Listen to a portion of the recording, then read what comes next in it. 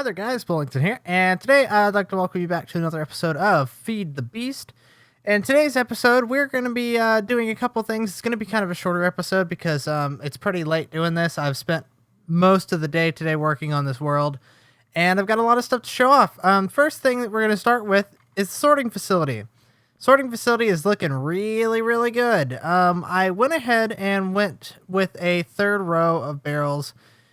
I felt kind of confined with only 2 layers, and the third row gives me plenty of room for everything, and I can get a little bit more specific, so I can I can make a section for things like just industrial craft or it's just stuff like that. I can get a lot more specific. Right now I've got it hooked up to the quarry, so you can see some items coming in. I'm kind of stopping sorting it as it comes in. I'm just going to let the quarry go down to bedrock and kind of do some preliminary sorting over at the quarry, which I'll show you in a minute. But I just want to let it get all of the items in here, and then I'll do like I did before and sort them from the barrels, because it's way easier to do that than to do it the other way around. But I've got a lot of resources in here. Like this is a 2664 stack of cobblestone.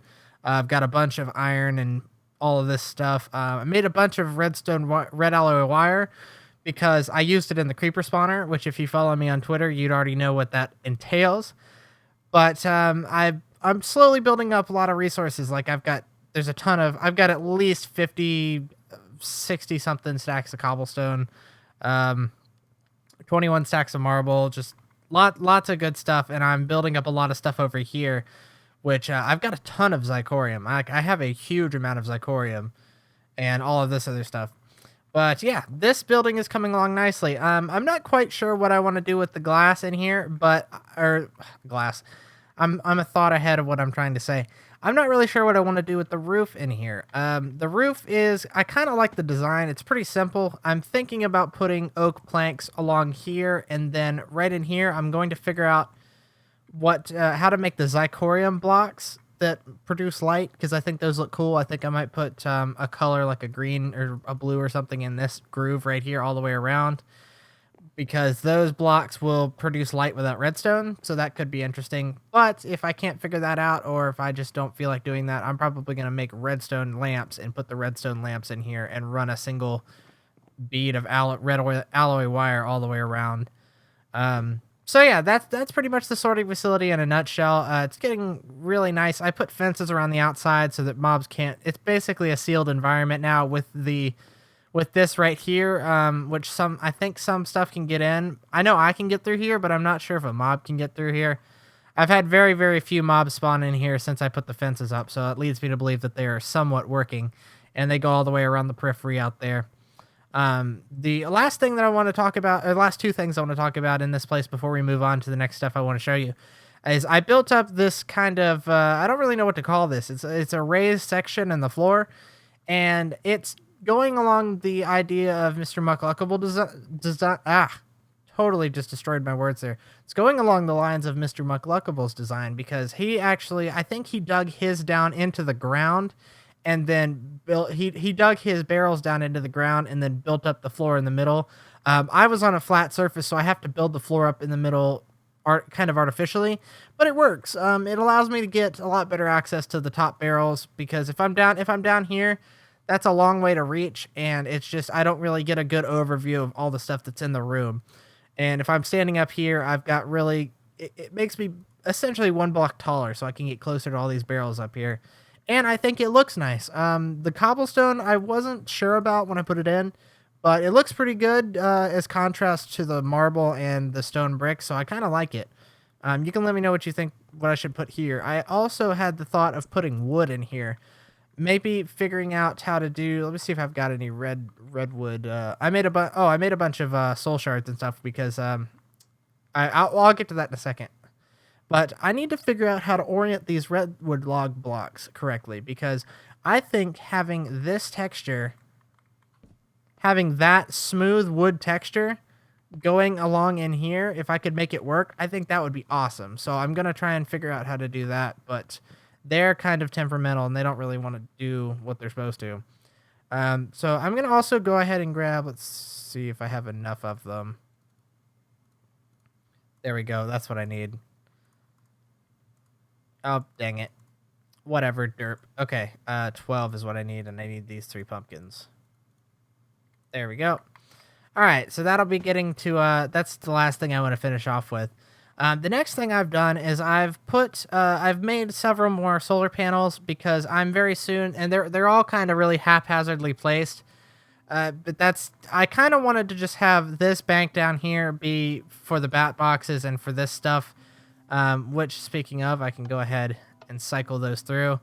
This is smelting stuff really fast. I put 3 overclockers in here, so it just shoots through ore. And the way I'm doing my ore right now is I put this system right here. It works if there's a macerator or a furnace here. But the way it's working right now is I threw the macerator down first, and I filled this chest up with ore to be macerated, and then I ran it through once till this chest filled up, and it turned all of the ore into these dusts right here. And it's already smelted through the iron. I had 5 stacks of iron right here that it's smelted through. But once it smelts through all this stuff, I'll probably switch it back to the macerator because by then I should have more ore that I can macerate. But this is just a very, very rudimentary way to get all of my... Oh, come here. There you go. Very rudimentary way just to get the ores smelted and processed so I can go ahead and get them into the sorting facility. As I was saying about the solar panels, this set right here is basically for the bat boxes and for this one. I know that energy in Industrial Craft doesn't work this way, so don't tell me that it doesn't. I already know that, but I'm just kind of rationalizing this in my own mind as to why I'm doing it this way. And then from those, I've got that set up down there. I've got a bunch of solar panels down here. Whoa, that's quartz dust. Where is that going? Oh, that must just be a glitch because quartz dust is very, very valuable, especially for applied energy. I think that's what it's from, is the applied energistics mod, which somebody told me to do, but that's a little farther down the line. I'm only on like episode 14 or 15 or something like that. That's like an episode 30 or 40 item storage system. That's a ways down the road. But as I was getting back to this, I put these down here. So hopefully when the quarry is running and it's, see, we're running out of power. So I'm going to definitely have to go and turn the bat boxes into MFVs because we need to store more energy. It's not working like this. And I don't know why. I'm assuming it's because of that electric furnace over there that's got 3 overclockers in it. I'm assuming that thing draws a huge amount of energy. So I'm going to, in the very near future, probably, that might be something we'll address next episode, is we might make MFEs out of those bat boxes and get those going. But the way that I'm pulling items directly out of the quarry into the sorting facility is this little setup right here. I don't want any of my ores, my raw ores, to go into the sorting facility, so I'm having it sort them out before it goes there. And I'm having them put it into this chest. This chest right here, it's got a filter on it for most of the common items that I can expect that I want to go into the sorting facility, that I've got places for. So I want those to go in, and I'm not worried about them going through. So on top of that, I've got it's empty because it's nighttime. But I've got a filter set up on each one of these so that when I'm ready to put all of the stuff into the different areas, this one and this chest right here are set up so that they can go straight to the sorting facility when I'm ready for them. This one is going to be the ore chest, and then all I have to do once I get the maceration and furnace set up, which I'm going to work on in the near future, in here, once I get that set up, all I'm going to have to do is reroute the pipe and then pop that. There's a filter already here. There, it's hiding under the snow, but all I have to do is pop that on and then throw some red alloy totally destroying my words this evening. All I have to do is take some red alloy wire and put it across the tops here, and it works. So yeah, that's good. I've sorted my problem of I've not had the quarry running. The last few episodes that I've had that I pre-recorded, I haven't had the quarry running at all because I was trying to conserve energy and use it for this other stuff. But I've turned the quarry back on now that I've got the sorting facility kind of up and running. and it's all good to go. So that's ticking away, and that will get me some nice resources to mess with. And I have to say that this sorting facility, even in its rudimentary stage as it is right now, and it's not completed, it's so much easier to craft stuff. Like, I can come in here and I can look up the recipe, and then boom, I can just go boom, boom, boom, boom, boom, boom, boom, boom, and one of those boom, boom, and craft it. So fantastic, so easy to do stuff. So we'll go ahead and we'll move on to the next thing that I wanted to talk about, which is our creeper spawner. It has seen a very major overhaul. It's actually got redstone and stuff on it. And down there, that looks kind of complicated. It's really not. To the person that said that you can combine soul shards in an anvil, and actually a couple of people told me that you could do that. You guys are awesome, and I'm going to stop not believing people. And it's not that I didn't believe you, it's that I thought that when you combined soul shards in an anvil, that it combined the two. So you had one soul shard that had like 30 souls on it, and the other one had 30 on it. I thought that when you put it in an anvil, it makes a 60 soul shard. Well, apparently it doesn't work that way. Apparently you can put a 100 soul shard in there with a level 1 soul shard, and it'll make it a 290 or something like that. So you get about 100 souls per soul shard that you combine it with. So doing that, and once I figured that out, actually I was watching Mr. McCluckable's most recent video. I think it was his most recent video because he was playing with the Destruction Catalyst. He was messing with soul shards, and I saw that how easy it was to do. So I went ahead and did it. So there is now a level 5 creeper soul shard in here. I think it's got about 1,025 souls in it or something like that. So I really decided that I needed to have a level 5. And the reason I needed to have a level 5 is because a level 5, A, ignores light levels, B, it ignores whether the player is close, and C, it can be operated via a redstone signal. And that is a big advantage and something that I needed. And I'll show you why. Basically, this is how the system works. When you want to get some creepers in the system, all you do is throw this switch. The light goes off, telling you that it's disengaged, and creepers start spawning by the handful. And this thing has a very fast spawn rate. It's about every 5 seconds you'll get a couple creepers spawn. It's very nice, works very quickly. And once you've got creepers down there, you can probably see the pistons and everything that I've got down there.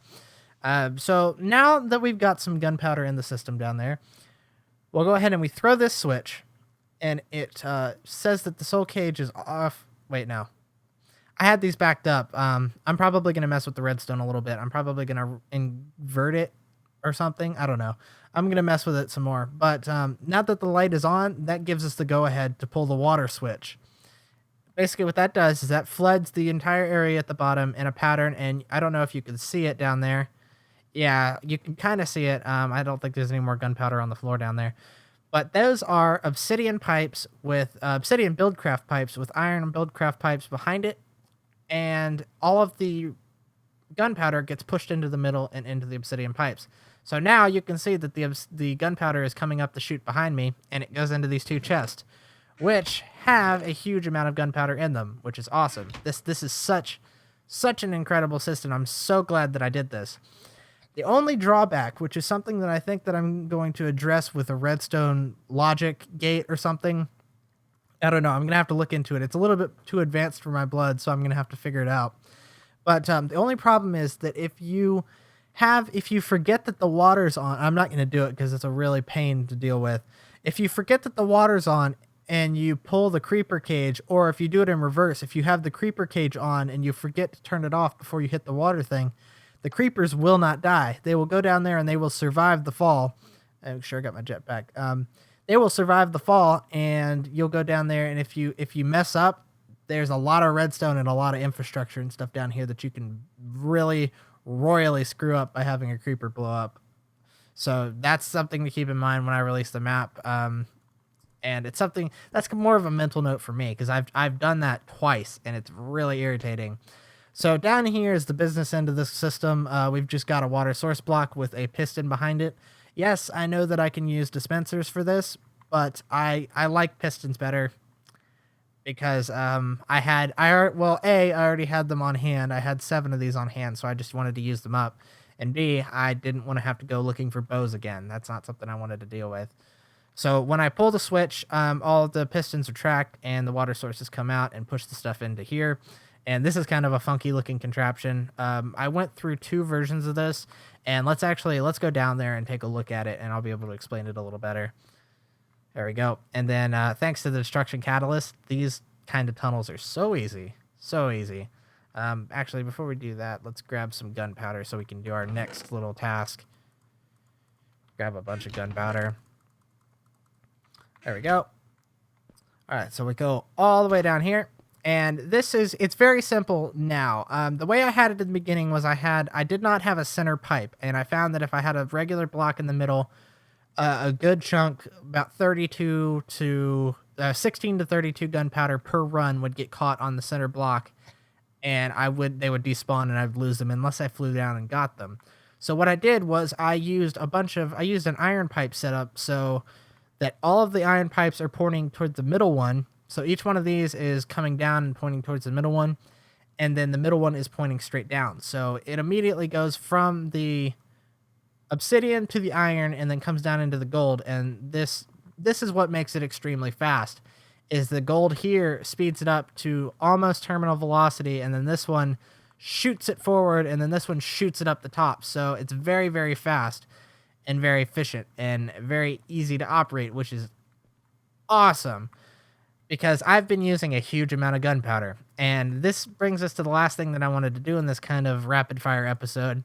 We're going to go down into the mine. And the mine looks very different from the last time we were down there. And the reason is because I have a destruction catalyst, and I'm a little trigger happy with it. So we're going to go down here. And this place, it looks very cool to me, I think. But it's very dangerous. And this is basically what this place looks like. And you can see why it's extremely dangerous. There's a lot of dark areas, a lot of shadow cast in this area, and all sorts of stuff like that. So yeah, I have to be very careful when I'm down here. But the destruction catalyst does a really good job of exposing ore and basically peeling away all of the stone. Derp. Does a very good job of peeling away all the stone, dirt, gravel, and everything else that you don't really worry about that I'm getting huge amounts of from the quarry. I don't need any more of that stuff. So why waste my pickaxe on it? I could just use gunpowder because it's an infinite source now and do it that way. It's very nice, very efficient. And being that it does that, it will allow me to come down here for the really rare stuff. I don't know if it works on shards, but I know it works on some of the things like coal and iron and diamond and stuff like that. I can go get a really, really nice fortune pickaxe and come down here and mine away the stuff that can be used by a fortune pickaxe and get huge amounts of ore doing it this way. This is a very, very, very nice way to mine. But you're probably wondering why I brought this stuff down. We need some help protecting this place because it's getting a little dangerous down here. So we're going to make ourselves a little buddy. What's up? And I don't know what to name him. I don't remember what I named the one in the in the Extreme Ant Farm, but we got to name this guy. He's going to hang out down here, and he's going to keep us safe. I'm actually going to push him over this way. Come on, buddy. Get him. Get him. Oh, no. Oh, wait. They don't go after creepers. That's not great. I thought they went after creepers, but I guess that's a good thing because I assume if they were going after creepers, they would destroy some ore. So that's kind of good. But this place looks kind of crazy, and I think you guys will agree, having all of these ores exposed like this, it's kind of cool. And I'm almost tempted to leave this area like this and go do the actual mining in a different part, because this is wild. It looks like some kind of crazy Minecraft disco or something. But so while we're down here, I think we're gonna plonk down. I think we'll plonk down one more iron golem. I don't know where that other guy. I don't know what their range is. I don't know how far they travel, but there's a bunch of caves and stuff over here. So it'll probably be a good idea to put down a couple more. And it's not like I'm having a problem with iron or anything else. I've got plenty of iron. There we go. And I don't know why I said I needed 12. Oh, no, I guess 12 does work. Okay. Come on. There we go. Aha. So I'm trying to think of something to name these guys, but being that I'm probably going to have around a dozen or so of them down here in this huge mine at some point, it might be hard to keep track of. So if you guys think up a plural name to name the mods or the mobs that protect my mine, then feel free to leave them in the comments because that would be very cool. So here we go. This is a case in point right here. These are diamonds, obviously. They are best mined with a fortune pickaxe. So now that I've exposed them, I can come down here with a fortune pickaxe and mine them. It's awesome. Destruction catalyst, my favorite thing ever. So yeah, let's go fire off a couple shots of this thing, and then that'll be an episode. And the reason I want those guys down here is because there's these dark areas, and I don't always remember to bring torches with me. Oh, come on, buddy. Come on, buddy. I'm gonna introduce you to my friend. I don't think you're gonna like it very much, but I know he's gonna love you. Bobo.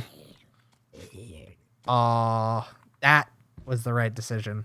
And I know the reasonable way to combat mobs down here is to put 1,000,000 torches. But I don't like the reasonable way. I like my way, the Iron Golem way. Much more interesting. And it makes this place not feel quite so dead because you've got something down here that's alive that's not hostile. He's my buddy. And he's just chilling, and I like that. And they can... I need to see if he can... Yeah, they're not... I need to see if he's hurt by these. No, because I read on the wiki page that they can walk over a 1-block gap without a problem, without falling in. Because if they couldn't, then he would most likely die on one of these things. Anyhow, let's do some stuff with the destruction catalyst. I forgot to bring torches with me. This is why I want the iron golems, because they do a really good job of keeping things in order down here. They're like my mine police guards. My mine police officers. Very awesome, very cool. Oh, hello. What's up? Mine everything. Yeah, and unfortunately they you gotta place what I've found when using the destruction catalyst is that you really need to...